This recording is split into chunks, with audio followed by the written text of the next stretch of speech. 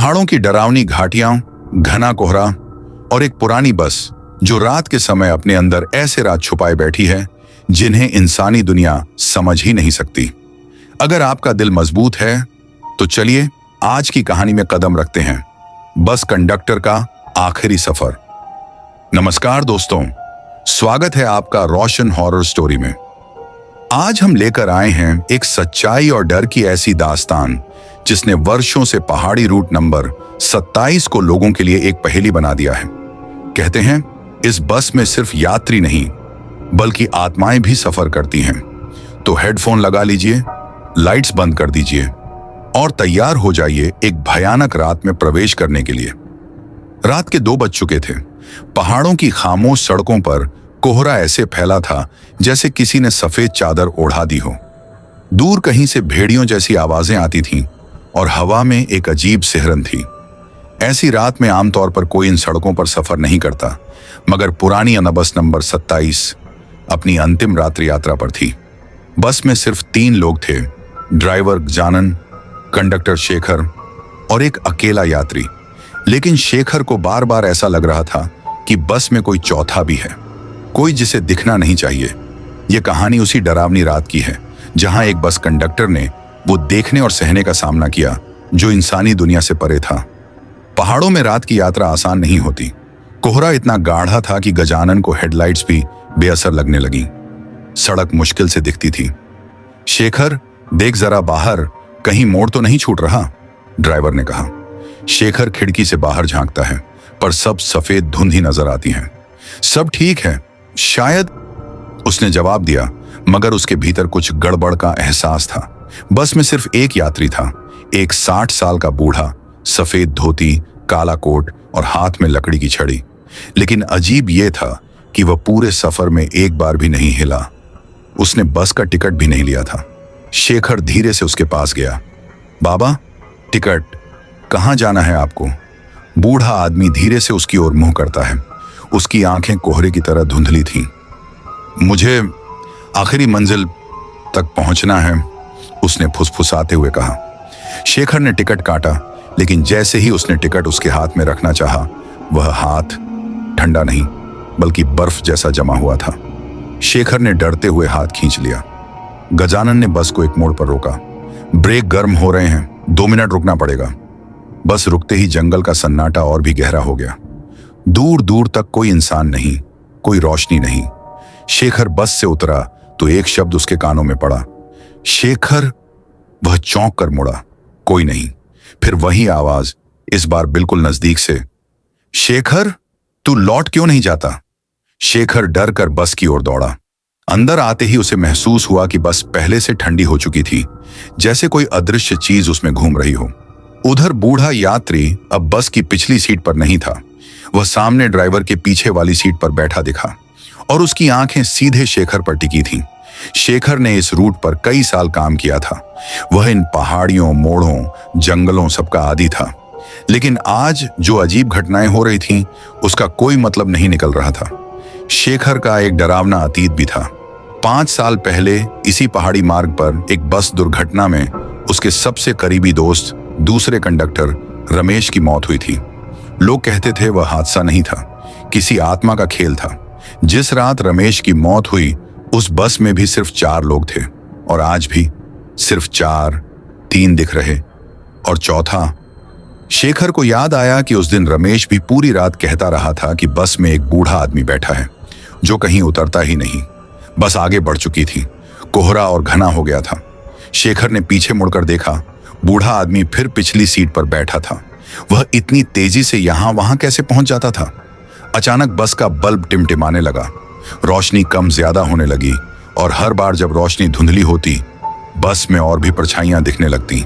एक बार तो शेखर को साफ दिखाई दिया 4 आकृतियां, 2 पैदल चलती हुई, एक बस की छत पर बैठी और एक उसी बूढ़े के बिल्कुल पास।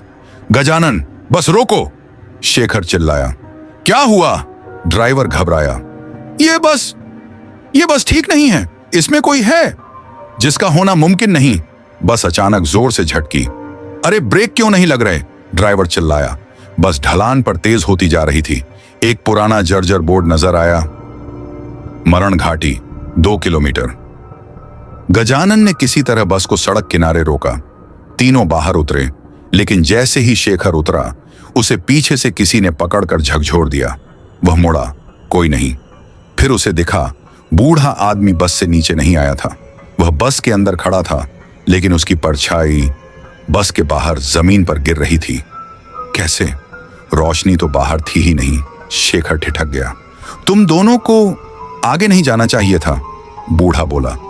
उसकी आवाज किसी इंसान जैसी नहीं थी। उसमें गूंजती हुई कई आवाजें मिली थीं। पुरुष, महिलाएं, बच्चे, मानो ये मरने वालों की भीड़ उसके भीतर समाई हो। शेखर ने कांपते हुए पूछा, तुम कौन हो? बूढ़े ने धीरे धीरे अपना चेहरा उठाया। चेहरे की त्वचा मानो धुआं बनकर उड़ने लगी। आंखें गहरे काले खाली गड्ढों जैसी हो गईं। मैं वो हूं जो इस बस से उतर नहीं पाया। शेखर का दिल जोर से धड़कने लगा। तुम रमेश? कोहरा अचानक लाल हो गया। हवा में जली हुई रबर की बदबू फैलने लगी, वैसी ही जैसी बस दुर्घटना के बाद आती है। मैं मरा नहीं था, मुझे इस रास्ते ने पकड़ लिया था। मैंने मदद बुलाई थी, पर तुम नहीं आए। शेखर की आंखें फैल गईं। रमेश की आत्मा बोली, अब इस बस का हर कंडक्टर मेरा साथी बनेगा। कोहरा घना होते होते काला हो गया। बस अपने आप स्टार्ट हो गई। गजानन चिल्लाया, शेखर, बस खुद चल रही है। शेखर दौड़कर बस की तरफ भागा, लेकिन जैसे ही उसने दरवाजा पकड़ा, दरवाजा बंद हो गया। बस तेजी से ढलान की ओर भागी। अंदर रमेश की आत्मा ड्राइवर की सीट पर बैठ गई थी। शेखर बस के पीछे दौड़ा, चीखा, मगर बस तेज से तेज होती गई और फिर एक चीख, एक तेज धमाका और सब खत्म। बस गहरी घाटी में गिर गई थी। लेकिन अद्भुत बात यह थी कि हादसे के बाद मलबे में 3 लाशें मिलीं।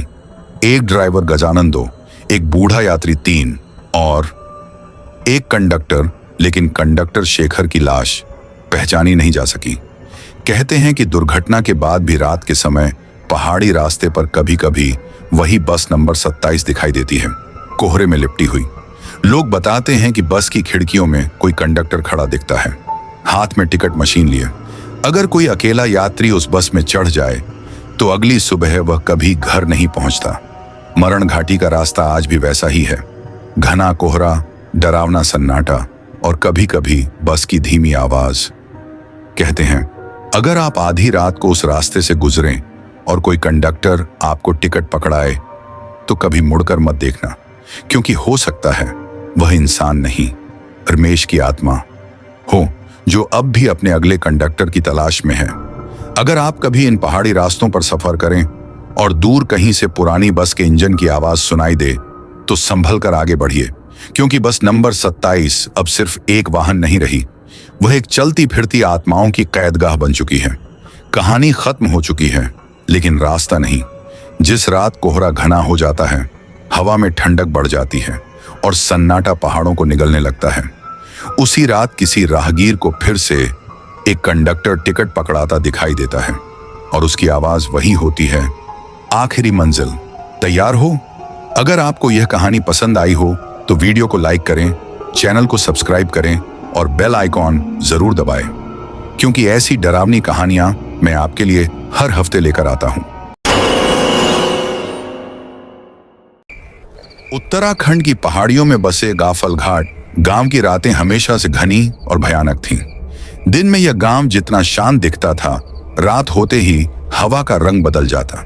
यहां अक्सर लोग कहते, पेड़ों के बीच कोई चलता है पर इंसान नहीं, और गांव के बच्चे एक ही नाम सुनकर कांप उठते, कौशल्या बुआ। दुनिया उसे कौशल्या टो नहीं कहती थी।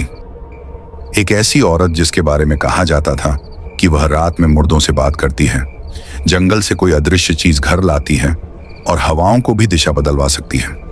गांव के बुजुर्ग बताते थे कि कौशल्या कभी एक साधारण औरत थी, पर उसके पति की रहस्यमयी मौत के बाद वह बदलने लगी, बहुत बदलने लगी। लोगों का कहना था कि वह रात को नदी किनारे बैठकर किसी अजीब सी भाषा में मंत्र पढ़ती और उसके चारों ओर उठता धुआं कभी काला कभी लाल हो जाता। गांव में सालों से कोई उसकी झोपड़ी के पास नहीं जाता था। उसकी झोपड़ी के बाहर हमेशा जली लकड़ी की राख, टंगी मुर्गियों की हड्डियां और हवा में अजीब सी बदबू फैली रहती थी। सौम्य सिंह, जो हाल ही में गांव में नौकरी के सिलसिले में आया था, उसे इन बातों पर भरोसा नहीं था। वह कहता, ये सब अंधविश्वास है, ऐसी कोई टोन ही नहीं होती। पर गांव वाले कहते, तू यहां नया है बेटा, रात में उसके इलाके में मत जाना। और ग्रामीणों की आखिरी चेतावनी, अगर कभी काली नदी के पास लाल चुनरी दिखे तो नजरें झुका लेना, वह इंसान नहीं होती। सौम्य सिंह हंस देता। उसे लगता गांव वाले बस उसे डराते हैं, पर उसे क्या पता कौशल्या की कहानी अभी शुरू भी नहीं हुई थी। गांव में आए हुए उसे तीसरा दिन था। एक शाम बिजली चली गई, अंधेरा गहरा हो गया, मोबाइल में सिग्नल गायब, गांव पूरी तरह शांत। सौम्य ने बाहर झांका। हवा अजीब ढंग से सरसराने लगी थी। पेड़ ऐसी आवाज कर रहे थे जैसे कोई उन पर झूल रहा हो। तभी उसे दूर से रोशनी सी दिखी, एक लाल चमक। पहले तो उसने सोचा दिया होगा, पर वह रोशनी हिल रही थी, धीमे धीमे, जैसे कोई उसे लेकर चल रहा हो। जिज्ञासा में वह टॉर्च उठाकर चल पड़ा। गांव वालों की चेतावनी उसके दिमाग में थी, पर युवा होने का अहंकार ज्यादा भारी पड़ा। नदी की ओर बढ़ते बढ़ते उसे अचानक ठंडी हवा लगी। अचानक टॉर्च बंद, अंधेरा, गहरा काला अंधेरा। तभी उसने एक आवाज सुनी। कौन? आवाज मानो उसके बिल्कुल पीछे से आई थी। वह पलटा, कुछ नहीं। फिर वही आवाज, इस बार जरा तेज। कौन आया है? सौम्य का दिल धड़कने लगा। अचानक उसने उसे देखा, एक औरत लाल चुनरी में, नदी किनारे खड़ी। उसके पैर जमीन को नहीं छू रहे थे। सौम्य का शरीर जम गया। वह भागना चाहता था, पर पैर जैसे पत्थर बन गए। औरत धीरे धीरे मुड़ी। उसका चेहरा सड़ी हुई राख जैसा, आंखें खोखली, होंठ काले, और उसकी हंसी मानो किसी मरे हुए जानवर के गले से निकल रही हो। और अचानक उसने कहा, मैं जानती थी तू आएगा। बस इतना कहना था कि सौम्य जोर से चिल्लाया और भाग पड़ा। लेकिन पीछे से आवाज आई, भाग कहां जाएगा बेटा? जो एक बार मुझे दिख जाए वह बचता नहीं। अगली सुबह सौम्य घबराया हुआ उठा। बुखार, शरीर में कंपन और गले पर निशान, मानो किसी ने उंगलियों से पकड़कर दबाया हो। गांव वाले इकट्ठा हो गए। बुजुर्ग धीर सिंह ने कहा, तूने उसकी चुनरी देखी होगी? सौम्य ने सिर हिलाया। गांव वाले दहशत में आ गए। धीर सिंह फिर बोले, कौशल्या किसी को ऐसे ही नहीं दिखती, वह किसी को चुनती है अपनी आखिरी विद्या के लिए। सौम्य को समझ नहीं आया। धीर सिंह बोले, वह टोन टोटका करने वाली औरत अब इंसान नहीं, उसकी आत्मा काली नदी से बंधी है। वह अपने लिए एक नया शरीर ढूंढती है, हर 10 साल में। सौम्य डर गया। क्या वह मेरे पीछे है? गांव वाले चुप, कोई जवाब नहीं। तभी धीर सिंह उसकी गर्दन देखकर बोले, यह पकड़ का निशान नहीं, यह निशान है बेटा, जिस पर वह अपना अधिकार जताती है। अब वह तुझे छोड़ेगी नहीं। सौम्य के शरीर से पसीना छूट गया। उस रात गांव में अजीब सी बेचैनी थी। कुत्ते भौंक रहे थे, हवा में बदबू थी, और सौम्य के कमरे की खिड़की बार बार खुल रही थी। ठीक आधी रात खिड़की अचानक खुद खुली और अंदर ठंडी हवा का झोंका आया। सौम्य नींद में करवट ले रहा था जब उसे लगा कि उसके बिस्तर पर कोई बैठा है। धीरे धीरे उसकी गर्दन ठंडी होने लगी, मानो कोई झुककर उसके पास सांस ले रहा हो। और फिर उसने अपने बगल में एक लंबी लाल चुनरी देखी। सौम्य उछलकर खड़ा हो गया और उसने कोने में उसे खड़ा देखा। कौशल्या। इस बार वह और ज्यादा करीब थी, चेहरा और ज्यादा बदसूरत, आंखें गहरे लाल, नाखून 6 से 6 इंच लंबे। वह बोली, मेरा शरीर जल चुका है, मुझे नया चाहिए, तू मेरा। और अचानक उसने हाथ बढ़ाया। उसकी उंगलियां बढ़ने लगीं, लंबी, नुकीली, सर्प की तरह लहराती हुई। सौम्य जैसे तैसे कमरे से भागा, पर भागते भागते उसे लगा कि हर तरफ वही है, कभी सामने, कभी खिड़की में, कभी छत से उलटी लटकती हुई। वह चिल्लाने ही वाला था कि उसकी आवाज बंद हो गई। गला खुद ब खुद जकड़ गया। औरत की आवाज फुसफुसाई, आज नहीं, अभी वक्त नहीं हुआ, तुझे धीरे धीरे अपना बनाऊंगी। अगले दिन सौम्य गांव के पुराने मंदिर पहुंचा। वहां महंत हरिदास बैठे थे। सौम्य ने सब बताया। महंत ने लंबी सांस ली। जिस कौशल्या से तू मिला वह औरत नहीं, वह काली विद्याओं की साधक थी। उसने जंगल की एक शक्ति से समझौता किया था। बदले में उसे हर 10 साल में एक युवा शरीर देना पड़ता था। सौम्य काम गया, यानी वह मुझे महंत बोले, हाँ, तुझे अपना नया शरीर बनाना चाहती है। लेकिन उन्होंने एक और भयानक सच बताया। इस बार उसकी तंत्र विद्या पूरी होने में सिर्फ 3 रातें बची हैं। 3 रातें, इसके बाद तू हमेशा के लिए उसका हो जाएगा। सौम्य डर के मारे बैठ गया। उस रात गांव वाले उसके साथ जागने लगे, पर रात के ठीक 1:13 पर घंटी बजने लगी, जबकि घर में कोई घंटी नहीं थी। खिड़कियां खुद खुली, दीवारों पर खून जैसे धब्बे उभरने लगे, धब्बे जो अपने आप शब्द बना रहे थे। तू मेरा है। अचानक कमरे के बीच में एक बड़ा लाल दर्पण प्रकट हुआ। उसमें सौम्य दिख रहा था, पर उसका चेहरा उसका नहीं था, वह कौशल्या का था। और दर्पण से आवाज आई, आज पहला बंधन पूरा। कमरा हिलने लगा। गांव वाले भाग चुके थे, सौम्य अकेला रह गया। दर्पण धीरे धीरे खून में बदल गया। खून फर्श पर बहने लगा और उस खून से एक हाथ बाहर आया। दूसरी रात महंत ने उसे जंगल के पास बैठाकर रक्षा यज्ञ शुरू किया, पर हवा अचानक उग्र होने लगी। पेड़ अपनी जगह से हिलने लगे और फिर जंगल के बीच एक विशाल पेड़ उल्टा हो गया, जड़ें ऊपर, टहनियां नीचे। महंत बोले, वह आ गई। पेड़ की जड़ों के बीच धीरे धीरे कौशल्या उतरी। चेहरा इस बार आधा कंकाल था, आंखों से पीला पानी बह रहा था। उसने चिल्लाया, दूसरा बंधन पूरा होगा, कोई नहीं बचा सकता तुझे। और अचानक सौम्य हवा में उठ गया। उसका शरीर खुद ब खुद पेड़ की ओर खींचने लगा। महंत मंत्र पढ़ते रहे, पर कौशल्या और भी उग्र हो गई। पेड़ के नीचे काला गड्ढा खुल था, मानो नरक का द्वार। सौम्य उस गड्ढे में गिरने ही वाला था कि महंत ने अपनी जान दांव पर लगाकर उसकी कलाई पकड़ ली। कौशल्या चीखी, कल आखिरी रात, कल तू मेरा होगा। और वह अंधेरे में विलीन हो गई। तीसरी रात का चांद लाल था। जंगल में हर तरफ धुंध थी, हवा ठंडी, सन्नाटा घना। महंत ने कहा, आज या तो तू बचेगा या वह जन्म लेगी। सौम्य को एक तांत्रिक चक्र के बीच बैठाया गया। चारों ओर मिट्टी के दीप, राख की रेखाएं और मंत्रों की आवाज। अचानक धरती फटने लगी। कौशल्या प्रकट हुई, इस बार पूरी राक्षसी रूप में। उसका शरीर आधा इंसान, आधा जली हुई हड्डियों का ढांचा, बाल घुटनों तक, दांत खंजर की तरह बाहर। वह बोली, आज तेरा शरीर मेरा और मेरी आत्मा तुझ में। और सौम्य के ऊपर कूद पड़ी। सौम्य चीखता रहा।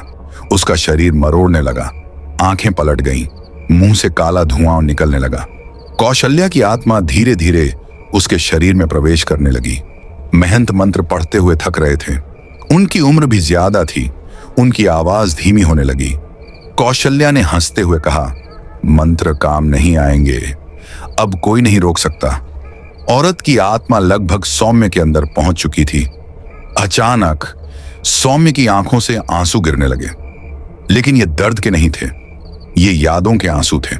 सौम्य को याद आया, उसकी मां ने बचपन में एक लोरी सुनाई थी, एक बहुत पुराना मंत्र गीत जो देवी की स्तुति का था। वह गीत अपने आप उसके मुंह से निकलने लगा।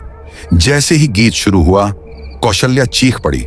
उसका शरीर धुआं बनने लगा, चेहरा पिघलने लगा, नाखून टूटने लगे, चुनरी आग पकड़ने लगी। वह चीखी, यह गीत, यह तो उस साधु का है जिसने मुझे श्राप दिया था। गीत जितना तेज होता, कौशल्या उतनी कमजोर होती जाती। सौम्य पूरे जोर से गाने लगा, गला फटने लगा, पर वह नहीं रुका। एक पल ऐसा आया जब कौशल्या का पूरा शरीर धुएं में बदल गया। धुआं चक्र के बाहर नहीं जा पाया और वहीं जमीन में समा गया। और फिर सब शांत, हवा बंद, पेड़ शांत, धुंध गायब। कौशल्या हमेशा के लिए खत्म। गांव में सबने राहत की सांस ली। सौम्य भी सामान्य होने लगा। लेकिन कहानी यहीं खत्म नहीं होती, क्योंकि 2 दिन बाद जब सौम्य अपने घर लौटा, उसने अपने दरवाजे पर राख से लिखा एक वाक्य देखा, 3 दिन बाद मैं वापस आऊंगी। और उसके पास एक लाल चुनरी रखी थी, जैसे उसने कभी गई ही ना हो। सौम्य ने जैसे ही दरवाजे पर रखी लाल चुनरी उठाई, हवा एकदम ठंडी हो गई। ठंडी, इतनी ठंडी कि उसके हाथ सुन्न पड़ गए। चुनरी बिल्कुल नई लग रही थी, मानो किसी ने अभी अभी मंदिर में चढ़ाई हो। लेकिन जैसे ही उसने उसे पलटा, उसके नीचे छोटे छोटे काले बाल चिपके मिले, बाल जो इंसान के नहीं थे। उसी वक्त कमरे के अंदर ठक ठक ठक की आवाज आने लगी। सौम्य धीरे धीरे अंदर गया। दीवार पर राख से 2 शब्द उभर रहे थे, मैं लौटी हूं। सौम्य के हाथ कांपने लगे। उसने दीवार पोंछ दी, पर राख फिर उभर आई और तभी दरवाजा बंद हो गया। खिड़कियां अपने आप लॉक, लाइट बंद। कमरे के कोने से हल्की सी हंसी सुनाई दी। मुझे याद किया, बेटा। कमरे में एक अदृश्य साया धीरे धीरे घूम रहा था। सौम्य दीवार से सटकर खड़ा था। फिर उसी अदृश्य साये ने ठंडी सांस उसकी गर्दन पर छोड़ी। मैंने कहा था 3 दिन बाद लौटूंगी। सौम्य डर के मारे बोला, तू खत्म हो चुकी है। पर आवाज हंस पड़ी। मैं कभी खत्म नहीं होती, क्योंकि मेरा शरीर तो जल गया, पर मेरा वचन अभी भी बाकी है। सौम्य घबराया। वचन? औरत की फुसफुसाहट कमरे में गूंजी। जिसे मैं चुन लेती हूं, उससे एक काम पूरा करवाती हूं। तू ये काम करने वाला है। सौम्य चीख पड़ा, मैं कुछ नहीं करूंगा। और फिर चुनरी अपने आप उड़कर सौम्य की गर्दन में लिपट गई। वह घुटने लगा। चुनरी उसके गले को जकड़ने लगी। अंधेरे में आवाज आई, काम करेगा वरना सांस नहीं बचेगी। और अचानक चुनरी ढीली हो गई। सौम्य जमीन पर गिर पड़ा, हांफता हुआ।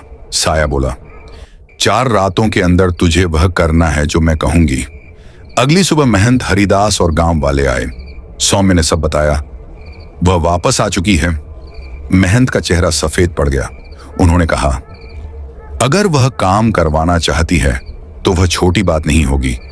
कौशल्या सिर्फ एक काम चाहती है, अपने अधूरे तंत्र की पूर्ति। सौम्य घुटते हुए बोला, वह मुझसे क्या करवाना चाहती है?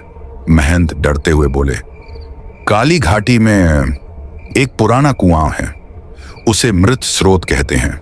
वहीं उसका तंत्र अधूरा रह गया था। वह तुझे वहां भेजना चाहती है। सौम्य का दिल धड़कने लगा। महंत बोले, काली घाटी में कोई नहीं जाता। वहां लोगों के नाम फुसफुसाए जाते हैं और जो जवाब देता है उसकी आत्मा लौटती नहीं। सौम्य का शरीर कांप गया। रात को सौम्य सो रहा था कि अचानक उसके बिस्तर के नीचे से खरोंचने की आवाज आने लगी। कटखटट, कटखटट। सौम्य ने टॉर्च नीचे डाली। उसके नीचे कोई लाल उंगलियां फर्श को खुरच रही थीं। धीरे धीरे वे उंगलियां बाहर आईं। उन पर खून लगा था। और फिर एक आवाज, तैयार हो, कल पहली रात है। अचानक बिस्तर ऊपर उठ गया और जोर से गिरा। सौम्य चीखता रह गया। दीवार पर बड़े अक्षरों में प्रकट हुआ, रात 1 तुझे घाटी में बुलाया जाएगा। अगली रात महंत उसे दीप और मंत्र देकर काली घाटी के किनारे तक ले गए। घाटी के भीतर धुंध इतनी गहरी थी कि 2 कदम भी दिखाई नहीं देते थे। घाटी के अंदर किसी बच्चे के रोने की आवाज आ रही थी। मां। सौम्य डर गया। यह कौन है? महंत ने उसे रोक लिया। जवाब मत देना। ये आवाजें असली नहीं होती। लेकिन रोने की आवाज बढ़ती गई, पास और पास। और फिर अचानक धुंध से एक छोटी बच्ची निकली, लाल कपड़े में लिपटी, चेहरा फीका, आंखें खाली। उसने कहा, मेरी मदद करो। उसकी आवाज बिल्कुल मानवी थी। सौम्य का दिल पसीज गया, पर वह जानता था कि यह घाटी की चाल है। वह पीछे हट गया। बच्ची धीरे धीरे अंधेरे में गायब हो गई, पर जाते समय बोली, कौशल्या तेरा इंतजार कर रही है। महंत ने कहा, आज तू बच गया, कल उससे आमना सामना होगा। दूसरी रात घाटी में सौम्य अकेला गया। महंत ने कहा था, आज यदि तू डर गया तो वह तेरी आत्मा ले जाएगी। घाटी में 2 लाल प्रकाश दिखाई दिए। पहले तो लगे मशालें हैं, पर जैसे ही नजदीक आए सौम्य समझ गया। वे 2 लाल हाथ थे, कटे हुए, हवा में उड़ते हुए। उन हाथों की उंगलियां घाटी की जमीन पर गिरकर रेंगने लगी। धीरे धीरे उन उंगलियों ने एक मानव शरीर बनाया, फिर सिर बना, फिर बाल, और अंत में कौशल्या का चेहरा। वह बोली, दूसरी रात तू अच्छा कर रहा है। सौम्य डर के मारे कांप रहा था। कौशल्या बोली, कल तू कुएं तक जाएगा और मुझे मुक्त करेगा। आखिर तीसरी रात सौम्य उस कुख्यात कुएं के पास पहुंचा। कुआं पूरा काला था, मानो अंधेरे से बना हो। अंदर से आवाजें गूंज रही थीं, आजा, अंदर आजा। कभी बच्चे की आवाज, कभी बूढ़े की, कभी औरत की, कभी पशु जैसी। सौम्य कांप गया। लाल हवा कुएं के ऊपर घूमने लगी। अचानक कौशल्या प्रकट हुई, इतनी भयानक रूप में कि सौम्य चीख तक न निकाल सका। कौशल्या बोली, आखिरी रात है बेटा, आज तू मेरी आत्मा मुक्त करेगा और बदले में मैं तेरा शरीर ले लूंगी। सौम्य चौंक गया। क्या तूने कहा था? कौशल्या ने चिल्लाकर कहा, मैंने झूठ कहा था। और तभी उसने सौम्य को धक्का दिया। सौम्य सीधे कुएं में गिरने लगा, लेकिन उसी क्षण कुएं से एक तेज सफेद रोशनी निकली और उसने सौम्य को रोक लिया। कौशल्या चीखी, नहीं, ये नहीं हो सकता। रोशनी के भीतर एक बूढ़ा साधु खड़ा था, वही जिसने कभी कौशल्या को श्राप दिया था। साधु की आवाज आई, तेरा तंत्र आज पूरा नहीं होगा। 10 साल और प्रतीक्षा कर, यदि तेरी शक्ति बची तो। कौशल्या चिल्लाती हुई धुएं में बदलने लगी। चेहरा पिघल गया, आंखें गिर गईं, हड्डियां टूटकर काले धुंध में बदल गईं। सौम्य घाटी से बाहर निकला। साधु गायब हो चुका था। कौशल्या खत्म लग रही थी, लेकिन अगली सुबह उसके दरवाजे पर एक और संदेश लिखा था, 10 साल बाद मैं लौटूंगी और इस बार तू मेरा पहला शिकार होगा। उस संदेश के पास एक छोटी बच्ची की गुड़िया रखी थी, जिसका चेहरा कौशल्या जैसा था। 10 साल। सौम्य ने सोचा था सब खत्म हो गया है।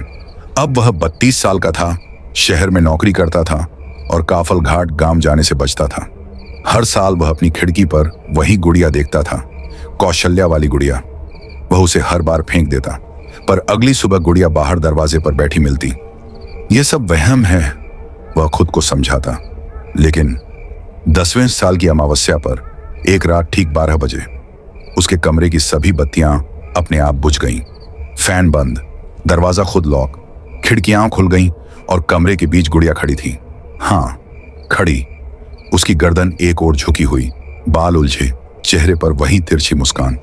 गुड़िया के मुंह से एक फुसफुसाहट निकली, मैं आ गई बेटा। उधर काफल घाट गांव में डरावनी घटनाएं शुरू हो चुकी थीं। रात में पेड़ों से लाल धुआं उठने लगा, खेतों में गायें अपने आप चिल्लाती, घरों के बाहर राख से बने चक्र दिखाई देने लगे और सबसे डरावना, 10 लोगों की आंखें एक साथ सफेद हो गईं, मानो किसी ने उनकी आत्मा निकाल ली हो। हर कोई कह रहा था, कौशल्या वापस आ गई। महंत हरिदास अब बूढ़े और कमजोर हो चुके थे। उन्होंने गांव वालों से कहा, 10 साल पहले जो अधूरा तंत्र था वह आज पूरा करने को लौटी है और उसे रोकने के लिए सौम्य का गांव लौटना जरूरी है, क्योंकि कौशल्या ने कहा था पहला शिकार वही होगा। सौम्य शहर में था, तभी उसका फोन बजा। अनजान नंबर। उधर से आवाज, सौम्या लौट आओ, गांव मर रहा है। फोन तुरंत कट गया और स्क्रीन पर अपने आप एक नोटिफिकेशन आया, 10 साल पूरे, काली घाटी तुझे बुला रही है। सौम्य का खून जम गया। अगली सुबह उसने बिना सोचे सामान उठाया और गांव के लिए निकल पड़ा। बस में बैठा ही था कि एक औरत उसके बगल में आकर बैठ गई। दिखने में सामान्य, पर उसके पैर जमीन को नहीं छू रहे थे। सौम्य के दिल की धड़कन रुक सी गई। औरत ने धीरे से पूछा, गांव जा रहे हो बेटा? सौम्य बोला नहीं, डर से जम चुका था। औरत मुस्कुराई, अच्छा है, मैं भी वहीं जा रही हूं। बस मुड़ी तो वह औरत गायब थी। सौम्य गांव पहुंचा तो लगभग आधा गांव खाली था। जो लोग बचे थे वे घरों में बंद पड़े थे। उनके चेहरों पर राख लगी थी, मानो किसी ने उन्हें चिन्हित किया हो। महंत हरिदास ने कहा, वह बस तेरा इंतजार कर रही थी, अब खेल शुरू होगा। रात हुई। गांव की हर दीवार पर राख से लिखा था, रात एक पहला शरीर लिया जाएगा। गांव वाले चौक में जमा हुए। अचानक सभी दिए अपने आप बुझ गए। अंधेरे में किसी के कदमों की आवाज, टप टप टप, और फिर एक औरत का साया, लंबा, डरावना, उसके बाल जमीन तक लटकते, आंखों से काला पानी गिरता। कौशल्या। उसने एक गांव वाले की ओर इशारा किया। उस आदमी ने अचानक उछलकर बिना आवाज के दम तोड़ दिया। कौशल्या हंसने लगी, पहला शरीर मिल गया। गांव दहशत में डूब गया। दूसरी रात काले बादलों से बिजली चमक रही थी। गांव के चारों ओर लाल दरारें बन चुकी थीं। ये दरारें 2 लोगों के बीच की रेखा थीं, जीवित और मृत। महंत ने कहा, आज वह भीतर आएगी जहां इंसान चाहकर भी नहीं पहुंच सकते। रात 12 बजे गांव के बीच एक 20 फुट ऊंचा मानव छाया निकल आया, इतना बड़ा कि पेड़ हिलने लगे। उस छाया के भीतर छोटे छोटे चेहरे दिखाई दे रहे थे। वे चेहरे उन लोगों के जिनकी मौत पिछले 10 दिनों में हुई थी। हर चेहरा कौशल्या के साथ मिलकर कह रहा था, हमारे साथ आजा। सौम्य कांपता रहा। कौशल्या ने कहा, दूसरा शरीर लिया जाएगा। और इस बार महंत हरिदास का शरीर हवा में उठा और जोर से जमीन पर गिरा। उनकी सांसें बंद हो गईं। अब गांव का रक्षक भी मर चुका था। रात तीसरी। आज अमावस्या थी। लाल चांद, सन्नाटा इतना गहरा कि अपनी सांस भी सुनाई दे रही थी। काफल घाट गांव के बीच एक विशाल तांत्रिक चक्र उभर आया। अपने आप उस चक्र के बीच एक गड्ढा बना, उसी मृत कुएं जैसा जिसे सौम्य 10 साल पहले देख चुका था। अचानक गांव में बच्चों की आवाजें गूंजने लगी, माँ माँ, और सैकड़ों गुड़ियाएं घर घर से निकलकर उस तांत्रिक चक्र के बीच जमा होने लगी। हर गुड़िया का चेहरा धीरे धीरे बदलकर कौशल्या के चेहरे में बदलने लगा। सौम्य अंदर से टूट चुका था। कौशल्या प्रकट हुई, इस बार अपना आखिरी सबसे भयंकर रूप लेकर। शरीर आधा इंसानी आधा जानवर, मुंह में 3 पंक्तियों में दांत, आंखें पूरी लाल, छाती पर राख से बना तांत्रिक चिन्ह, बाल हवा में सांपों की तरह लहराते उसने चिल्लाया, आज मेरा पुनर्जन्म होगा। चक्र में आग लगी। कौशल्या ने सौम्य की ओर उंगली उठाई, तू मेरा शरीर, और सौम्य हवा में खींचने लगा। गांव वाले चीख उठे। जैसे ही कौशल्या ने सौम्य को पकड़ने के लिए हाथ बढ़ाया, एक सफेद रोशनी अचानक फूटी। सौम्य के हाथ में स्वयं प्रकट एक चांदी का ताबीज आ गया। वह ताबीज वही था जो बचपन में उसकी मां ने गले में पहनाया था, लेकिन वह कभी सक्रिय नहीं हुआ था। महंत मरने से पहले सौम्य को सच बताने वाले थे, पर मौका नहीं मिला। अब कौशल्या खुद बोल उठी, तो ये बात है? सौम्य चिल्लाया। क्या? कौशल्या, तू साधारण इंसान नहीं, तू उसी साधु की वंश रेखा है जिसने मुझे श्राप दिया था। सौम्य पिघल गया, उसकी सांस रुक गई। कौशल्या बोली, इसीलिए मैं तुझे 10 साल से ढूंढ रही हूं। तुझे खत्म करके मैं श्राप तोड़ दूंगी। और वह उस पर टूट पड़ी। ताबीज अचानक जलने लगा। उसे सफेद, तेज, कड़कदार बिजली निकली। कौशल्या जली धुएं की तरह पीछे फेंक दी गई। सौम्य के शरीर से प्राचीन मंत्र अपने आप निकलने लगे, मानो कोई पुरानी शक्ति जाग रही हो। एयूएम काल विनाशिनी नमः, कौशल्या चिल्लाने लगी। नहीं, ये वही मंत्र है। और उसका शरीर टूटने लगा। हाथ अलग, पैर टूटकर धुएं में, बाल जलने लगे, चेहरा पिघला। कौशल्या आखिरी बार चिल्लाई, तू बच नहीं पाएगा, मैं वापस आऊंगी, क्योंकि तूने मुझे जन्म दिया है। और वह राख बनकर काली हवा में विलीन हो गई। गांव में रोशनी लौट गई। घर सामान्य, सब राहत की सांस लेते हुए बाहर निकले। लेकिन सौम्य चुप था, स्थिर। उसकी आंखें पूरी सफेद हो चुकी थीं, जैसे महंत की मौत से पहले थीं। गांव वाले डर गए। तभी सौम्य के होंठ हिले। उसने धीमे से कहा, वह गई नहीं है, वह मुझ में रह गई है। और सौम्य की पीठ पर धीरे धीरे राख से वही तांत्रिक चिन्ह उभर आया जो कौशल्या की छाती पर था। गांव वालों की चीख निकल गई। रात के ठीक 12 बज रहे थे। आसमान में बादल खून जैसे लाल दिख रहे थे, मानो किसी अनहोनी का संकेत दे रहे हों। आदित्य, रोहन और पंडित भैरव उस टूटे हुए घर की ओर बढ़ रहे थे। वही घर जहां मल्लिका ने आखिरी बार अपना टोना टोटका किया था। हवा में धीमी सिसकारियां, पत्तों का खड़खड़ाना और दूर से आती किसी औरत की कराह, सब कुछ असहज था। सावधान रहना, आज की रात बहुत भारी है, पंडित भैरव ने हांफते हुए कहा। दरवाजा धकेला। अंदर अंधेरा, इतना अंधेरा कि हाथ आगे करो तो लगता था कोई पकड़ लेगा। रोहन ने टॉर्च जलाई। टॉर्च की रोशनी सीधे उस कोने पर पड़ी जहां जमीन पर सैकड़ों गोदड़ी की गुड़िया, लाल धागे, नीला तेल और राख बिखरी थी।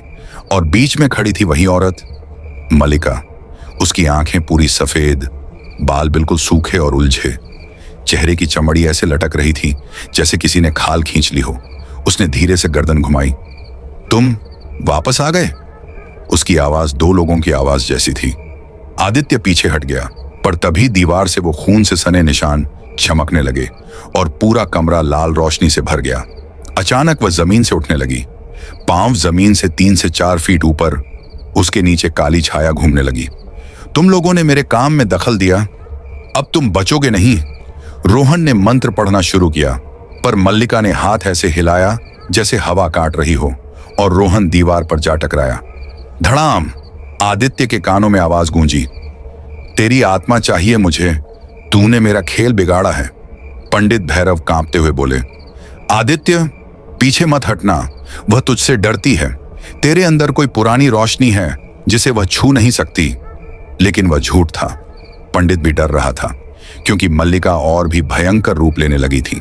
उसका पूरा चेहरा फट गया, आंखें खून टपकाने लगी और रीढ़ ऐसे मुड़ी जैसे कोई सांप अपनी खाल बदल रहा हो। आदित्य डरते हुए बोला, तुम चाहती क्या हो मुझसे? मल्लिका चीखी। तू जो देख लेता है, जो सुन लेता है, तू जैसे लोग हमारे रास्ते का कांटा होते हैं। तेरी आत्मा मेरी शक्ति बढ़ाएगी। और वह आदित्य की तरफ झपट पड़ी। पंडित भैरव ने आखिरी मंत्र पढ़ा। कमरा दहकने लगा। काले धुएं में आग की रेखाएं बनने लगीं और एक चमकदार चक्र आदित्य के चारों ओर घूम गया। अगर आपको यह कहानी पसंद आई और आपकी रूह कांप उठी तो वीडियो को लाइक करें, शेयर करें और चैनल को सब्सक्राइब करना मत भूलें, क्योंकि अंधेरा हर किसी का पीछा नहीं करता, सिर्फ उसी का जो इसे सुन लेता है। फिर मिलेंगे अगली डरावनी कहानी में। तब तक रात में अकेले मत चलना।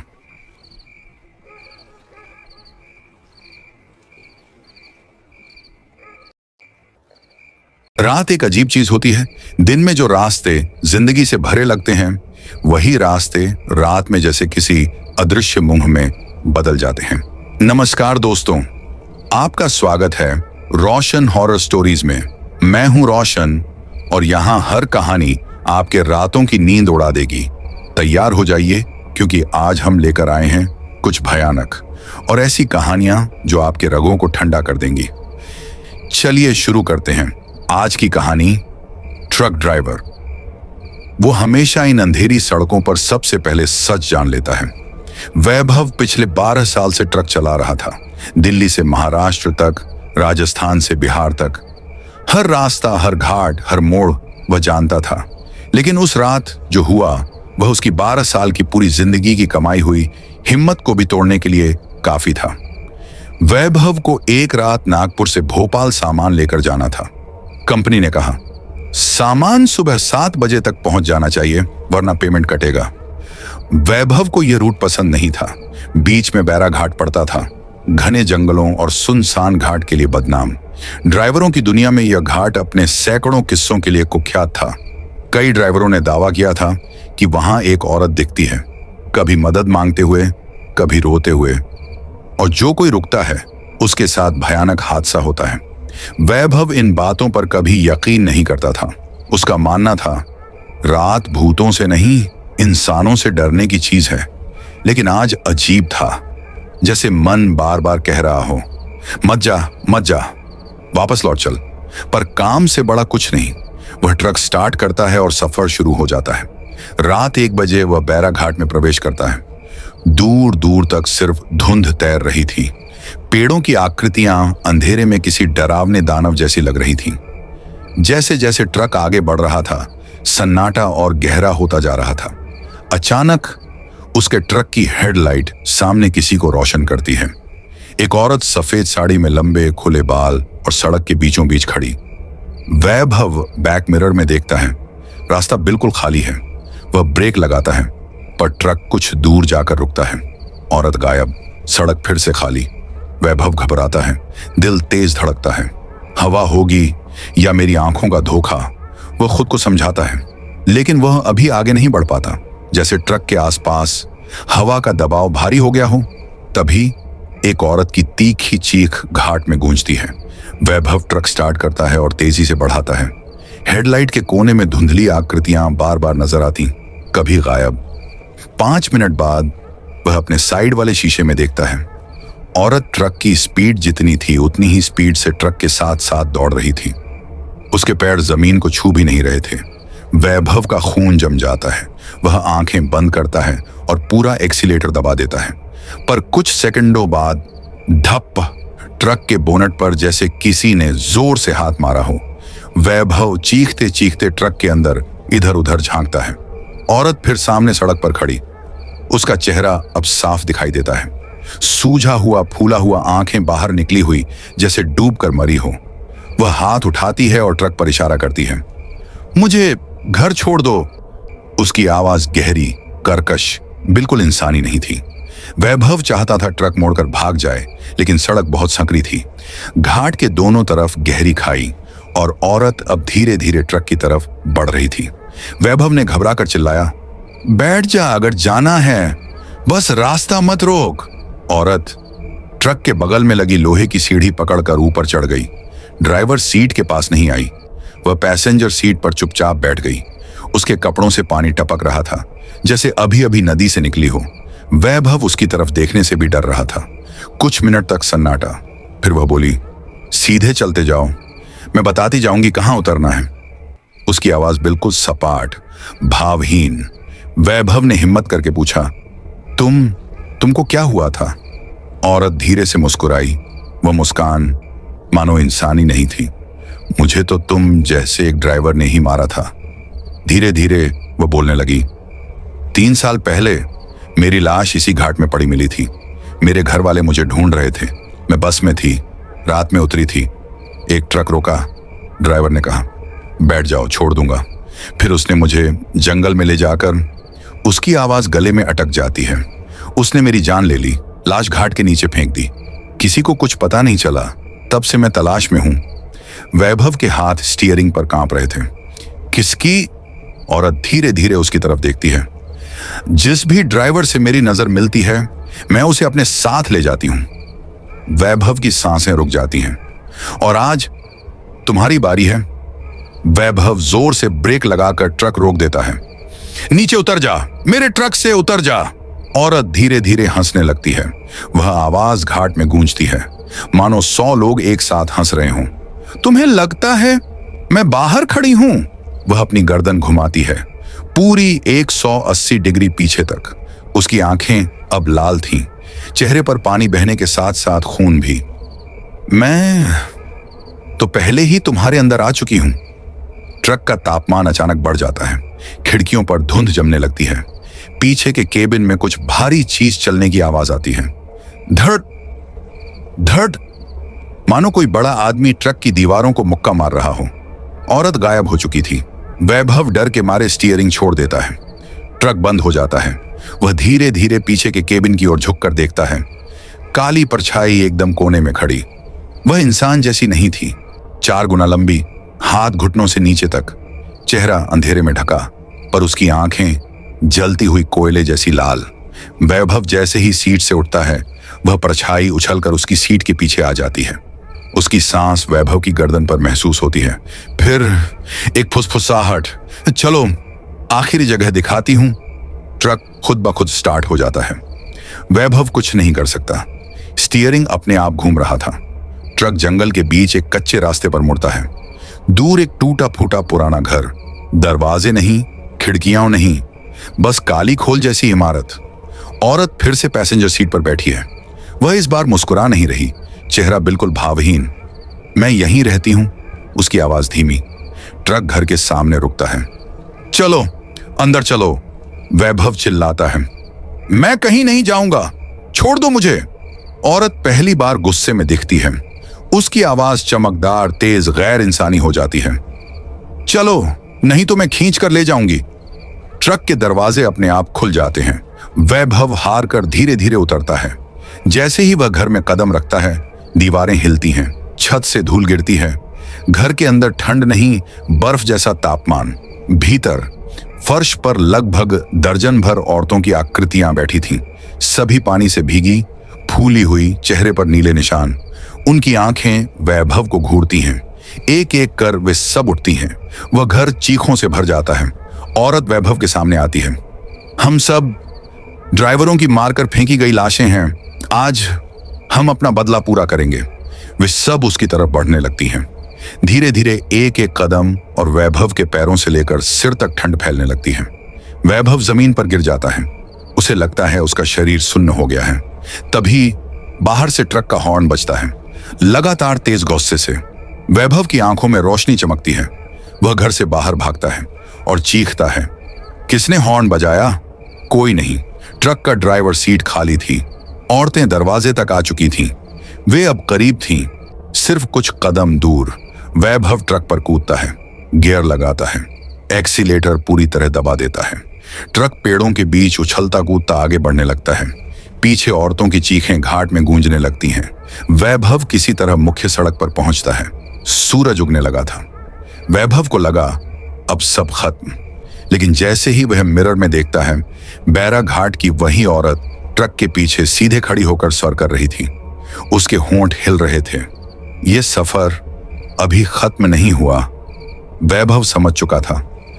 वह औरत किसी ड्राइवर की मौत की तलाश में नहीं, बल्कि अपने आखिरी साथी की तलाश में है। अब उसका पीछा कभी नहीं छूटेगा। अंतिम पंक्तियां, कभी खत्म न होने वाला सफर। आज भी वैभव ट्रक चलाता है, पर कोई रास्ता उसके लिए सुरक्षित नहीं, क्योंकि वह औरत सफेद साड़ी में, भीगे बालों में, लाल आंखों में हर सफर में उसके साथ होती है। कभी शीशे में दिखती है, कभी ट्रक की छत पर चलती है, कभी रात में कहते हुए सुनाई देती है, तुम बच नहीं सकते वैभव, तुमने मुझे रास्ता दिया था, अब मैं तुम्हें मंजिल दूंगी। लोग कहते हैं। कई बार वैभव का ट्रक रातों में खाली सड़क पर खुद चलता दिखता है। कुछ ड्राइवरों ने दावा किया उसके ट्रक में 2 साए बैठे होते हैं, एक आदमी और एक औरत। तो दोस्तों, कैसी लगी आपको यह डरावनी कहानी? अगर कहानी ने आपको रोंगटे खड़े कर दिए हों तो वीडियो को लाइक करें, शेयर करें और कमेंट में जरूर बताएं अगली कहानी किस टॉपिक पर सुनना चाहेंगे। और हाँ, अगर आप हमारे चैनल पर नए हैं तो सब्सक्राइब करना ना भूलें, साथ ही बेल आइकॉन दबा दें ताकि अगली बार जब अंधेरा गहराए और हम लेकर आए एक और डरावनी कहानी तो सबसे पहले आप सुने। मिलते हैं अगली रूह कंपा देने वाली डरावनी कहानी के साथ। तब तक अकेले मत सोना। शुभ रात। अगर हो पाए तो। यह कहानी एक फूड डिलीवरी बॉय विशाल की है, जो एक रहस्यमयी घर में खाना पहुंचाने जाता है और फिर कुछ ऐसा होता है जो उसकी जिंदगी हमेशा के लिए बदल देता है।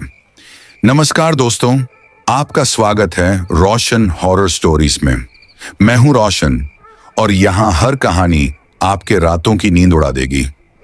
तैयार हो जाइए, क्योंकि आज हम लेकर आए हैं कुछ भयानक और ऐसी कहानियां जो आपके रगों को ठंडा कर देंगी। चलिए शुरू करते हैं आज की कहानी। रात के 11:37 पर थे। शहर के ज्यादातर रेस्टोरेंट बंद हो चुके थे। बारिश की हल्की बूंदें सड़कों पर अंधेरा और ठंड बढ़ा रही थीं। विशाल ने अपनी पुरानी स्कूटी का एक्सीलरेटर धीरे किया और आखिरी ऑर्डर चेक किया। Order number 13, location house number 13, old cantt road, customer name Mrs Meenakshi Sharma. Order veg biryani, raita और गुलाब जामुन।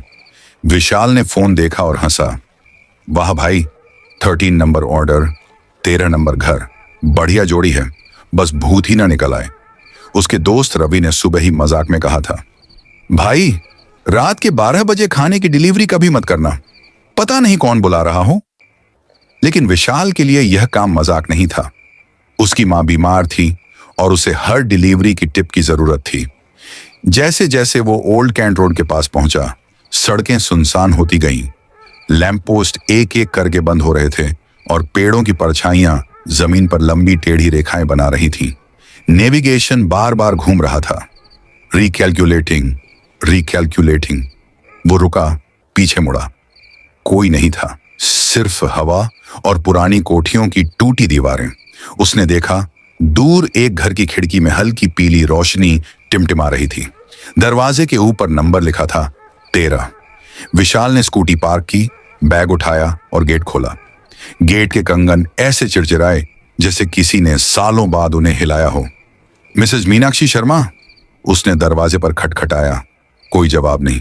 दूसरी बार जोर से बोला, मैडम खाना आ गया है। अंदर से सिर्फ घड़ी की टकटक की आवाज आई। फिर अचानक दरवाजा अपने आप खुल गया। कर्क। अंदर हल्की सी बत्ती जल रही थी। सामने एक पुरानी लकड़ी की कुर्सी थी जिस पर सफेद साड़ी पहने एक औरत बैठी थी। चेहरा अंधेरे में था। अंदर रख दो बेटा, टेबल पर, धीमी कांपती आवाज आई। विशाल ने धीरे से अंदर कदम रखा। कमरे में पुरानी लकड़ी और अगरबत्ती की मिलीजुली गंध थी। उसने टेबल पर थैला रखा और देखा दीवार पर एक पुरानी फोटो टंगी थी। फोटो में वही औरत थी, लेकिन उसके साथ एक आदमी और एक छोटा बच्चा भी। मैडम, पेमेंट ऑनलाइन था? विशाल ने पूछा। कोई जवाब नहीं आया। वो मुड़ा और देखा कुर्सी खाली थी। दिल धड़कने लगा। शायद अंदर गई होंगी, उसने खुद को समझाया। फिर फोन देखा, नेटवर्क चला गया था। No signal. अचानक पीछे से एक फुसफुसाहट, खाना ठंडा हो जाएगा बेटा। वो घूम गया। वही औरत अब रसोई के दरवाजे पर खड़ी थी। चेहरा अब साफ दिख रहा था, आंखें पूरी सफेद और होंठों से खून की हल्की रेखा बह रही थी। विशाल के मुंह से आवाज नहीं निकली। उसके हाथ में अभी भी डिलीवरी बैग था। औरत धीरे धीरे बोली, मेरा बेटा भी ऐसे ही खाना लाया था उस रात, पर वो खा नहीं पाया। फिर उसने सिर झुका लिया। तुम आ गए, अब वो भूखा नहीं रहेगा। कमरे की बत्तियां झपकने लगीं। घड़ी की सुइयां उलटी दिशा में घूमने लगीं। 11:37, 11:46, 11:35। दीवार की फोटो से उस छोटे बच्चे का चेहरा गायब हो गया। फोटो में सिर्फ औरत और उसका पति रह गए। विशाल ने भागने की कोशिश की, मगर दरवाजा बंद था। वो जोर से खींचता रहा। कौन है? दरवाजा खोलो। अंदर से वही ठंडी आवाज आई, डरो मत बेटा, बस खाना रख दो और जाओ मत। अब कमरे का तापमान अचानक गिर गया। उसकी सांसें दिखाई देने लगीं। मोबाइल स्क्रीन अपने आप ऑन हुई। नोटिफिकेशन, ऑर्डर डिलीवर्ड, 666 रुपए क्रेडिटेड टू योर वॉलेट। उसने कांपते हुए स्क्रीन को देखा। Time 11:37 PM। Location house number 13। Status पूरा हुआ विशाल शर्मा ने। वो ठिठक गया। उसका खुद का नाम, उसने कभी अपना पूरा नाम ऐप पर नहीं लिखा था। अचानक बिजली चली गई। पूरा घर अंधेरे में डूब गया। सिर्फ दरवाजे के बाहर उसकी स्कूटी की हेडलाइट टिमटिमा रही थी। वो भागा, मगर जैसे किसी ने उसका कंधा पकड़ लिया। एक ठंडा गीला हाथ। पीछे मुड़कर देखा, वही औरत। अब उसका चेहरा सड़ा हुआ था, आंखों की जगह काले गड्ढे। अब तुम भी यहीं रहो मेरे बेटे के साथ। और तभी पीछे से बच्चों की हंसी की आवाज आई। मां, अब मुझे भूख नहीं लगी। अंधेरे में दो छोटी चमकती आंखें दिखीं। सुबह जब पुलिस पहुंची, घर बंद था। बाहर विशाल की स्कूटी खड़ी थी, इंजन ठंडा। अंदर सिर्फ खाली डिब्बे पड़े थे। टेबल पर लिखा था, धन्यवाद डिलीवरी बॉय विशाल। लेकिन विशाल कभी नहीं मिला। उसके फोन का आखिरी लोकेशन रिकॉर्ड था house number 13, old cantt road, और टाइम 11:37 रात। हर रात वही। सुबह का वक्त था। शहर में हल्की ठंड और धुंध छाई हुई थी। राहुल, जो उसी ऐप में नया डिलीवरी राइडर था, अपने मोबाइल पर ऑर्डर देखने लगा। रात भर वह सोच रहा था कि पहली कमाई से मां के लिए कुछ अच्छा खरीद लेगा। उसका दोस्त अर्जुन बोला, भाई बस ओल्ड कैंट रोड वाली साइड मत जाना, वहां पिछले हफ्ते से एक लड़का गायब हुआ है। राहुल हंस पड़ा। भूत प्रेत में यकीन नहीं भाई, काम है तो करना ही पड़ेगा। वह हेलमेट पहनने ही वाला था कि फोन की घंटी बजी। आपको नया ऑर्डर मिला है। मोबाइल स्क्रीन पर लिखा था, order number 13, house number 13, old cantt road. Rahul के चेहरे से मुस्कान गायब हो गई। वह कुछ पल सोचता रहा, फिर मन को समझाया, संयोग है बस, डरने की कोई बात नहीं। उसने बैग उठाया, इंजन स्टार्ट किया और सड़क पर निकल पड़ा। रास्ते भर उसका मन अजीब बेचैनी से भरा था। सड़कें वीरान थीं, पेड़ों से पत्ते गिर रहे थे और धुंध इतनी घनी कि 5 कदम आगे कुछ दिखता नहीं था। नेविगेशन बार बार अटक रहा था। जब वह ओल्ड कैंट रोड पहुंचा तो हवा अचानक ठंडी हो गई। हर तरफ सन्नाटा था, जैसे यह जगह अब किसी जीवित के लिए नहीं बनी। दूर उसे एक पुराना घर दिखाई दिया। दरवाजे पर जंग लगा ताला, पर ताला खुला हुआ था। ऊपर लिखा था 13। राहुल का गला सूख गया।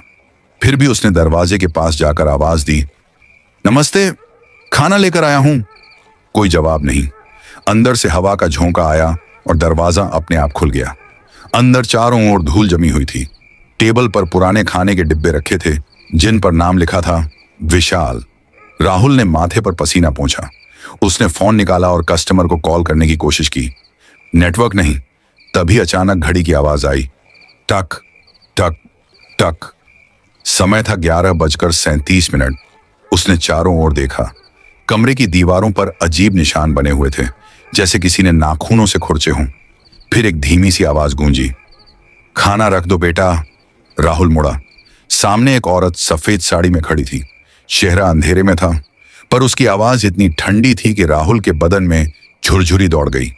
मैडम, यह रहा आपका ऑर्डर। उसने धीरे धीरे बैग आगे बढ़ाया। औरत ने कहा, टेबल पर रख दो, वहां जहां पिछले वाले ने रखा था। राहुल ने कांपते हुए पूछा, पिछले वाले? औरत की आंखें अब सफेद चमक रही थीं। हाँ बेटा, विशाल, तुम उसे जानते हो? राहुल का दिल जोरों से धड़कने लगा। नहीं। और तभी मोबाइल की स्क्रीन अपने आप जल उठी। उस पर लिखा था, ऑर्डर डिलीवर हो गया, भुगतान 666 रुपए। राहुल ने स्क्रीन देखा, वहां डिलीवरी बॉय के नाम में लिखा था। राहुल नहीं, विशाल शर्मा। उसका सिर घूम गया। ये कैसे संभव है? मेरा नाम तो राहुल, 666 रुपये का ऑर्डर डिलीवर हो गया, भुगतान 666 रुपए। राहुल ने स्क्रीन देखा, वहां डिलीवरी बॉय के नाम में लिखा था। राहुल नहीं, विशाल शर्मा। उसका सिर घूम गया। ये कैसे संभव है? मेरा नाम तो राहुल है। तभी कमरे की बत्तियां झपकने लगी। दीवार की घड़ी फिर उलटी दिशा में घूमने लगी। वातावरण में अगरबत्ती और सड़न की गंध भर गई। औरत धीरे धीरे पास आई। उसके कदमों की आवाज नहीं हो रही थी। हर बार कोई ना कोई आता है, पर कोई लौट कर नहीं जाता। राहुल पीछे हटने लगा। उसके पीछे दरवाजा अपने आप बंद हो गया। उसने जोर से धक्का दिया, मगर दरवाजा हिला तक नहीं। अचानक किसी बच्चे की हंसी सुनाई दी। माँ, देखो, नया अंकल आया है। राहुल का गला सूख गया। उसने टॉर्च जलाई। सामने दीवार पर एक पुराना फोटो फ्रेम था। अब उसमें 3 चेहरे दिख रहे थे, वही औरत, वही बच्चा, और अब तीसरा चेहरा राहुल का था। वह डर के मारे पीछे हट गया, पर तभी उसके कंधे पर किसी ने हाथ रखा। पीछे मुड़कर देखा, वहां कोई नहीं था। हाथ का निशान मगर उसकी शर्ट पर ठंडे पानी जैसा पड़ा हुआ था।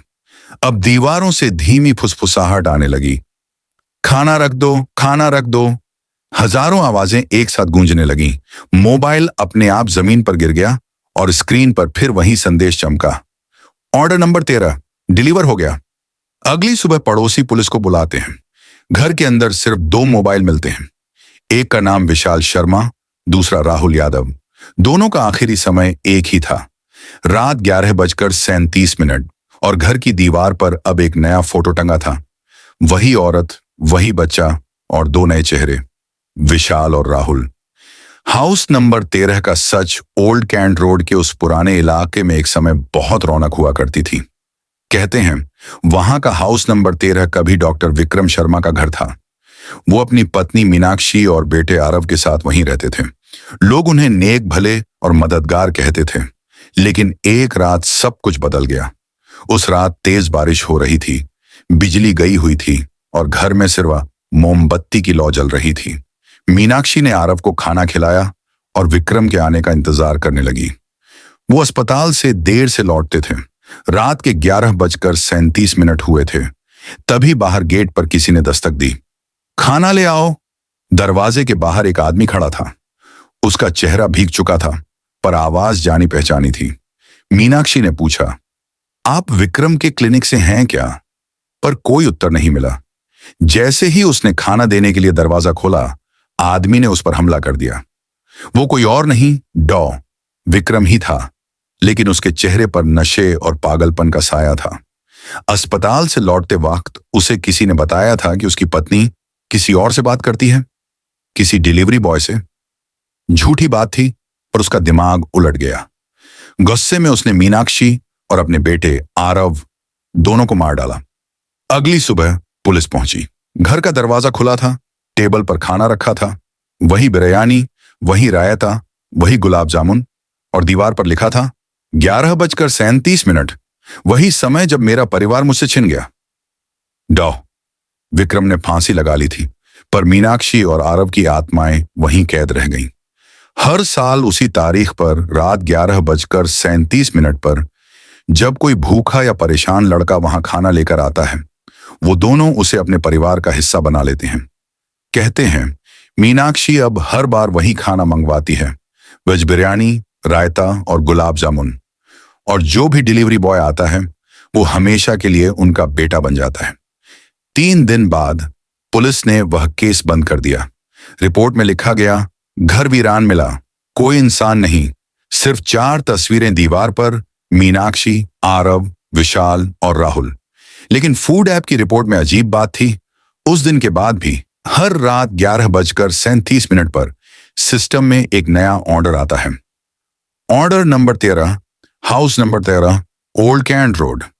कई बार वह ऑर्डर अपने आप डिलीवर दिखा देता है, बिना किसी राइडर के वहां पहुंचे। शहर के लोग अब उस रास्ते से नहीं गुजरते, पर कुछ नई कंपनी के राइडर जब ऐप डाउनलोड करते हैं तो उन्हें सबसे पहला ऑर्डर वही मिलता है, हाउस नंबर 13। और अगर कोई बहादुरी दिखाकर वहां चला भी जाए तो अगले दिन सुबह उसकी स्कूटी बाहर खड़ी मिलती है, पर अंदर से कोई आवाज नहीं आती, सिर्फ दीवार पर एक नई तस्वीर टंगी होती है। नमस्कार दोस्तों, स्वागत है आपका रोशन हॉरर स्टोरी चैनल पर, जहां सड़कों की खामोशी भी चीखती है और रातें इंसानों की नहीं परछाइयों की होती हैं। आज की कहानी जुड़ी है भारत की एक सुनसान हाईवे से, NH42। कहते हैं इस सड़क पर रात के 2 बजे एक सफेद साड़ी वाली औरत लिफ्ट मांगती है और जो रुक जाए वो सुबह तक जिंदा नहीं बचता। तो बैठ जाइए, लाइट बंद कर लीजिए, क्योंकि कहानी शुरू हो रही है। NH42 ओडिशा से आंध्र तक जाने वाला एक पुराना हाईवे। दिन में यह सड़क एकदम शांत रहती, लेकिन रात 12 बजे के बाद हवा भी इस रास्ते से गुजरते डरती थी। लोहे का पुराना साइन बोर्ड, नेशनल हाईवे 42, लेकिन किसी ने उसके ऊपर लाल रंग से लिखा था, रात में मत आना। अभय 22 साल, बाइक राइडर, रात में ड्राइविंग पसंद आरव, उसका दोस्त मीरा, अभय की गर्लफ्रेंड पुराना बाबा, एक ढाबे का मालिक जिसने इस सड़क का रहस्य देखा है। रात के 1 बज चुके थे। तेज हवा, अंधेरा और दूर कहीं कुत्तों के भौंकने की आवाज। अभय और आरव बाइक से लौट रहे थे। फोन में मीरा का मैसेज आया, डर लग रहा है, जल्दी घर पहुंच जाना। अभय हंसकर बोला, डर मत, NH42 से हम रोज निकलते हैं। आरव ने धीमी आवाज में कहा, यार आज रात सड़क कुछ अलग लग रही है। अचानक काली सड़क के बीचों बीच एक सफेद साड़ी वाली औरत खड़ी थी, चेहरा बालों से ढका हुआ, हाथ ऊपर उठाकर जैसे रुकने का इशारा कर रही हो। बाइक धीरे हुई। आरव चिल्लाया, पागल है क्या, आगे मत जा, सुना नहीं, NH42 वाली औरत। लेकिन अभय रुक गया। औरत धीमी आवाज में बोली, मुझे घर छोड़ दो, बहुत देर हो गई है। उसकी आवाज ऐसी लग रही थी जैसे गले में खून भरा हो। अभय बोला, मैडम आप यहां कैसे, इतनी रात को? औरत धीरे से पीछे बैठ गई। बाइक जमीन से हल्की होने लगी, जैसे कोई बहुत भारी चीज बैठ गई हो। रफ्तार बढ़ी, लेकिन हवा ठंडी होती जा रही थी। औरत के बाल हवा में नहीं उड़े, जैसे वो हवा को छू ही नहीं रही हो। आरव ने रियर व्यू मिरर देखा। वहां चेहरा दिख रहा था, पूरी तरह कटा हुआ, आंखें नहीं, सिर्फ काले गड्ढे। आरव चीखा, अभय, ये इंसान नहीं है। अभय ने ब्रेक मारा। औरत गायब, सिर्फ बाइक की सीट पर खून की हाथों की उंगलियों के निशान। दूर नीम के पेड़ पर कोई लटका हुआ दिखाई दिया, सफेद कपड़ा हवा में झूलता हुआ। अभय डरते डरते बोला, चलो वापस चलें। लेकिन फोन बजा। नंबर मीरा का था। जब कॉल उठाया, फोन पर वही औरत की आवाज, मैं घर पहुंच गई, धन्यवाद। Call cut. फोन की स्क्रीन पर खून जैसा लाल दाग फैलने लगा। अभय का चेहरा पीला हो गया। दोनों तेजी से बाइक मोड़कर आगे बढ़े। सड़क के किनारे एक पुराना ढाबा मिला। ढाबे पर बस एक आदमी बैठा था, सफेद दाढ़ी, आंखों में डर। वो बोला, तुम उसको साथ लाए हो, है ना? अभय कांपते हुए, किसको? बाबा की उंगली सीट की ओर, वहीं पर खून का गहरा निशान था। बाबा बोला, उसका नाम जया है। 7 साल पहले इसी हाईवे पर कार से फेंक दी गई थी, मर गई। लेकिन अगर बचना है तो सूरज उगने तक इस ढाबे से बाहर मत जाना। लेकिन तभी ढाबे के पीछे से वही आवाज, अभय, मुझे घर छोड़कर क्यों चले गए? ढाबे के बल्ब अपने आप फट गए। खिड़कियां खुद ब खुद खुल गईं। हवा अंदर नहीं, जैसे कोई अंदर आ रहा हो। बाबा चिल्लाया, मत देखो, सिर झुका लो। आरव ने गलती से पीछे देखा। एक विकृत चेहरा, आंखें नहीं, सिर्फ काली गहरी जगह, जुबान इतनी लंबी जैसे किसी जानवर की हो। आरव बेहोश हो गया। अभय कांपता हुआ चिल्लाया, तुम चाहती क्या हो? धीमी आवाज आई, बस मुझे घर छोड़ दो। औरत गायब नहीं हुई। ढाबे की दीवार पर खून से लिख दिया, कान्हापुर गांव। बाबा ने कहा, अगर इसे उसके घर तक नहीं ले जाओगे, ये हर रात तुम्हारे पीछे आएगी। अभय ने कांपते हुए बाइक स्टार्ट की, आरव को पीछे बिठाया और अंधेरे में निकल पड़ा। रास्ता सुनसान, पेड़ों की टहनियां सड़क पर गिरी हुई, जैसे किसी ने जबरदस्ती मोड़ी हो। अभय तेज चल रहा था, लेकिन स्पीडोमीटर अपने आप शून्य पर आ गया। बाइक चल रही थी पर मीटर रुक गया। पीछे से किसी के जोर से हंसने की आवाज। हाँ हाँ हाँ। आरव होश में आया और बोला, वो हमारी बाइक के पीछे बैठी है। अभय ने शीशा देखा, कुछ नहीं, लेकिन अचानक दो हाथ उसके कंधों पर रखे गए। बाइक लड़खड़ाई। औरत की फुसफुसाती आवाज, बस थोड़ा, और कान्हापुर का बोर्ड दिखाई दिया। गांव अंधेरा, कोई इंसान नहीं, बस टूटे हुए मकान, बंद दरवाजे। अभय रुक गया और चिल्लाया, तुम्हें घर पहुंचा दिया, अब हमें छोड़ दो। लेकिन वहां कोई घर नहीं, बस एक पुराना कुआं जहां दीवार पर लिखा था, जया आत्महत्या स्थान। अचानक कुएं से किसी के रोने की आवाज, और फिर सफेद साड़ी वाली औरत कुएं के पास खड़ी। कान्हापुर गांव। रात के 2:57 बज चुके थे। चांद बादलों में छिपा हुआ और सिर्फ हवा की एक भयानक सीटी सुनाई दे रही थी। अभय और आरव बाइक से उतरे, कुएं की तरफ देखा। वही सफेद साड़ी वाली औरत, जया, लेकिन इस बार उसका चेहरा साफ दिखाई दे रहा था। आंखों की जगह गहरे काले गड्ढे, गर्दन टेढ़ी जैसे टूट चुकी हो, माथे पर सूखा खून। अभय कांपती आवाज में बोला, हम तुम्हें घर छोड़ने आए हैं। जया धीरे से हंसी। घर? उसकी आवाज चीख में बदल गई। यहां तो मेरी लाश भी नहीं मिलती। अचानक जमीन कांपी। कुएं से काले गंदे पानी की जगह खून जैसा तरल उफनने लगा। आरव ने डर कर पूछा, तुम आखिर चाहती क्या हो? जया बोली, मेरी मौत एक हादसा नहीं थी, मुझे फेंका गया धोखा देकर। उसके हाथ ऊपर उठे, बगल के टूटे मकान की ओर इशारा। वो था मेरा घर। दोनों धीरे धीरे उस घर की ओर बढ़े। घर के अंदर सिर्फ टूटी कुर्सियां, जली हुई दीवारें और राख पड़ी थी, लेकिन सामने दीवार पर बड़े बड़े अक्षरों में लिखा था, जया बेवफा थी, सजा मिली। अभय बोला, इसका मतलब किसी ने तुम्हें मारा? जया का चेहरा गुस्से से काला पड़ गया। सिर्फ मारा नहीं, मुझे सजा दी। मेरे अपने पति ने, मेरी बहन ने और उन लोगों ने जिन्हें मैं अपना कहती थी। अचानक घर के अंदर किसी के चलने की आवाज आई, फिर एक बड़बड़ाहट, जया वापस चली जा, हमारा पीछा मत कर। आरव फुसफुसाया, यह आवाज इंसान की है। दोनों टॉर्च जलाकर आगे बढ़े। घर के पीछे एक बूढ़ा आदमी कांपता खड़ा था, लाठी लिए, धुंधली आंखें। वो बोला, जया का सच कोई नहीं जानता। वो मरना नहीं चाहती थी, उसे मारा गया, उसकी लाश गायब कर दी गई। अभय बोला, किसने? बूढ़े ने डर कर दीवार की ओर इशारा किया। वहां 3 लोगों की फोटो टंगी थी, एक मर्द, एक औरत और तीसरा एक पुलिस वाला। अभय ने पूछा, ये कौन है? बूढ़ा धीरे से बोला, उसका पति, उसकी बहन और थानेदार। इन तीनों ने मिलकर जया को खत्म किया। अचानक बूढ़ा जोर से हिला, उसका गला खुद ब खुद दबने लगा। किसी अदृश्य ताकत ने उसे उठाकर दीवार पर पटका। दीवार पर खून फैल गया। बूढ़ा जमीन पर गिरा, मरा हुआ। जया की आवाज हवा में गूंजी, अब तुम जानते हो, अब तुम भी नहीं बचोगे। अभय और आरव डर कर भागे, लेकिन गांव की सड़क अपने आप बंद दिख रही थी। जहां से आए थे वहां अब अंधेरा। पत्ते तेजी से उड़ते हुए उनकी तरफ आ रहे थे। पेड़ों की टहनियां चटकने लगीं। अभय ने बाइक स्टार्ट की, किक बार बार लगाई, बाइक चालू ही नहीं हो रही। जया अचानक उनके सामने खड़ी हो गई। उसने धीमे से कहा, तुम गए थे मुझे घर छोड़ने, अब मेरा काम पूरा करवा कर ही जाओगे। अचानक उसने अभय की कलाई पकड़ ली। बर्फ जैसी ठंडी नसों में दर्द चुभने लगा। मेरी मौत का बदला तुम लोग दोगे, अभय चीखा। क्यों हमने क्या किया? जया गुस्से से, उसकी आंखों से काला खून जैसा तरल टपका। क्योंकि तुमने रात के समय NH 42 पर मुझे रुककर देखा। आरव डरकर बोला, हम भाग जाएंगे, कोई कुछ नहीं कर सकता। जया बोली, भागने की कोशिश करने वाले कभी घर नहीं पहुंचते। अचानक दोनों के फोन एक साथ बज उठे। नंबर था उस पुलिस वाले का।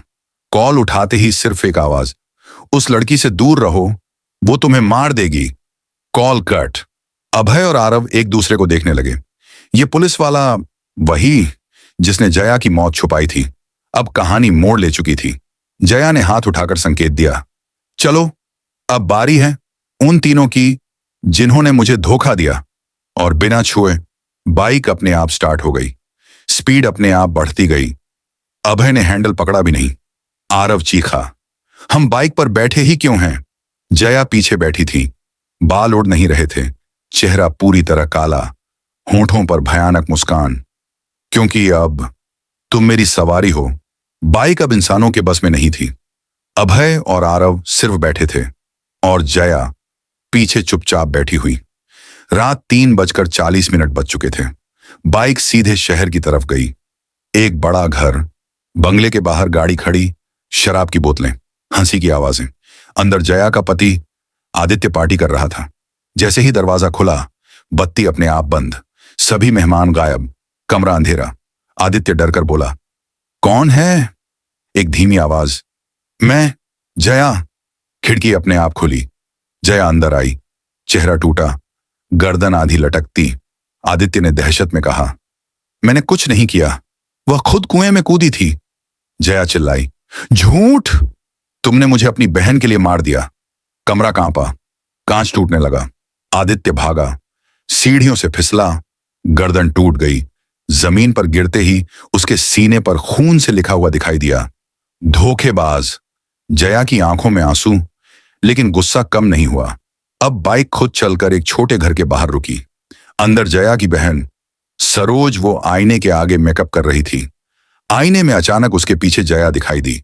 सरोज चिल्लाई, नहीं, मुझे मत मारो। जया ने कहा, तुमने मुझे जहर दिया। तुमने कहा था प्यार में जीत तुम्हारी होगी। सरोज रोते हुए, मुझे मजबूर किया गया था। आदित्य ने, जया बोली, झूठ! तुम दोनों ने मुझे मारकर कुएं में फेंका था। आईना अपने आप टूट गया। कांच की तेज शीशियां उस सरोज के शरीर में धंस गईं। वो दर्द से चिल्लाई और वहीं मर गई। अब बचा था थानेदार शर्मा। वो रास्ते में जीप में बैठा था, जैसे किसी को पता था वो आ रही है। जैसे ही बाइक सामने रुकी, शर्मा बोला, मुझे मालूम था तुम आओगी। उसकी आंखों में डर नहीं, अफसोस था। शर्मा बोला, मैंने तुम्हारी लाश गायब नहीं की, मैंने छुपाई, क्योंकि मुझे सारा सच पता था। मैं तुम पर केस करना चाहता था, पर उन्होंने मुझे भी मार डाला। जया रुक गई। उसकी आंखों के आंसू काले से साफ हो गए। शर्मा ने कांपते हुए कहा, कुआं खोदो, तुम्हारी असली लाश वहीं है।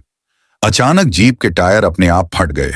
शर्मा की सीट बेल्ट अपने आप कस गई।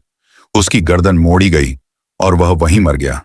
लेकिन अंतिम सांसों में उसने कहा, मैं दोषी नहीं था, मुझे माफ करना। जया एक पल के लिए शांत हो गई। अभय और आरव को लगा कि अब वह उन्हें भी मार देगी। दोनों कांपते हुए बोले, हम सिर्फ मदद करने आए थे, कृपया हमें छोड़ दो। जया धीरे से उनकी ओर बढ़ी। उसका चेहरा सामान्य होने लगा, घाव गायब, आंखों में आंसू। वो बोली, तुम दोनों ने मुझे रास्ता दिखाया, सच सामने लाया, तुम्हें डरने की जरूरत नहीं। उसने आसमान की ओर देखा और धीरे धीरे उसका शरीर धुंध की तरह मिटने लगा। आवाज आई, अब मैं आजाद हूं। बाइक बंद हो गई। अभय और आरव बेहोश हो गए। सुबह की धूप आंखों पर पड़ी। दोनों सड़क किनारे पड़े थे। बाइक पास खड़ी, सब सामान्य, लेकिन सामने पुलिस और मीडिया की भीड़ थी। खबरों में आदित्य, सरोज और शर्मा, तीनों रहस्यमय मौत। पुलिस ने कुआं खुदवाया। अंदर से एक कंकाल मिला, जिसके हाथ में एक कड़ा, जिस पर लिखा था जया। खुद पुलिस अधिकारी बोले, 7 साल पुराना मर्डर केस अब खुल गया। अभय और आरव ने NH-42 की ओर देखा। हवा शांत थी, सड़क खाली, साइन बोर्ड चमक रहा था। अब वहां किसी ने लाल रंग से कुछ लिखा था, धन्यवाद, अब कोई और लड़की धोखे से नहीं मरेगी। दोनों धीरे धीरे घर लौटे, लेकिन जाते वक्त पीछे से एक वही आवाज, अभय। दोनों पलटे, कुछ नहीं था। तो दोस्तों, ये थी आज की कहानी, लेकिन सवाल अभी भी बाकी है। क्या सच में आत्माएं बदला लेती हैं? क्या NH-43 आज भी रात में किसी का इंतजार करती है? अगर आप इस हाईवे से रात में गुजरते हैं और अगर कोई सफेद साड़ी वाली औरत लिफ्ट मांगे, तो सोचिएगा जरूर, क्योंकि हर कहानी सिर्फ कहानी नहीं होती। अगर आपको कहानी पसंद आई हो तो वीडियो को लाइक, शेयर और चैनल को सब्सक्राइब जरूर करें। मिलते हैं अगली डरावनी कहानी में।